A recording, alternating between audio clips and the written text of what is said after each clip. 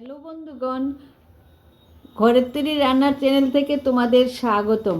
আজকে তোমাদেরকে আমরা একটা নিরামিষ রেসিপি দেখাবো।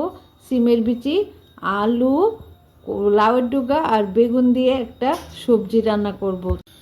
আমি সিমের বিচিগুলি সিদ্ধ করে নিলাম। এবার দেখো, কড়াইয়ের মধ্যে আমি সবজিটা দেব।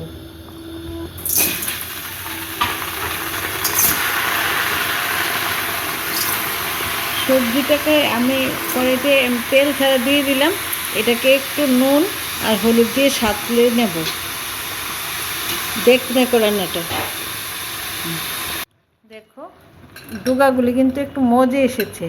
এখন আমি সিমের বিচিগুলি যে সিদ্ধ করে রেখেছি এটা একটা আধা ভাঙা করে এইটার মধ্যে দিয়ে দেব।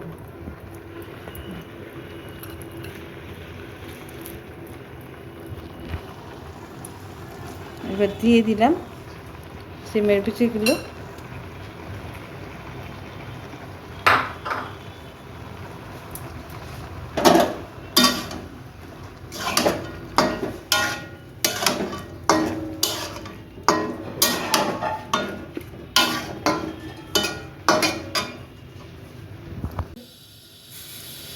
এবার তেল ঢেলে দিলাম, কড়াইয়ের মধ্যে তেল দিলাম, শুকনো লঙ্কা তেজপাতা দিলাম,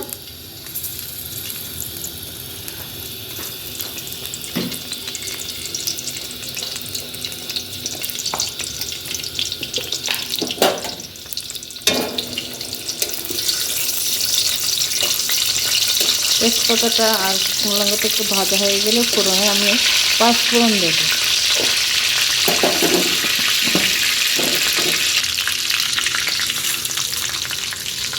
পাঁচফোড়ন দিয়ে দিলাম, একটু ভাজা হয়ে যাক। রান্নাটা শর্টকাট, জানো সিমের বিচি দিয়ে অনেক কিছু রান্না করা যায়।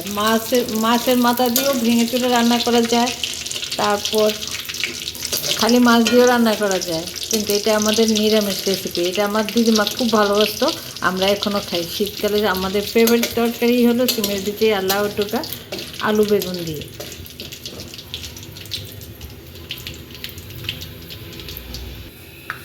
এবার জিরা ধনে বাটা দিয়ে দিলাম একটু,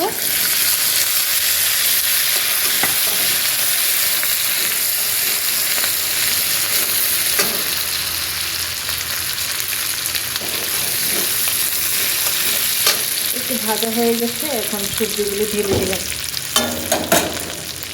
সবজিটা ঢেলে দিলাম।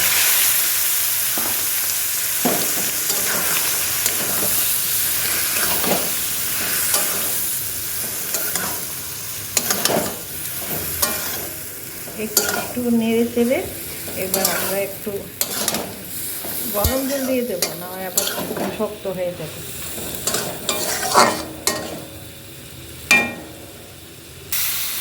কি জল দিয়ে দিচ্ছি, আর একটু জল দিতে হবে।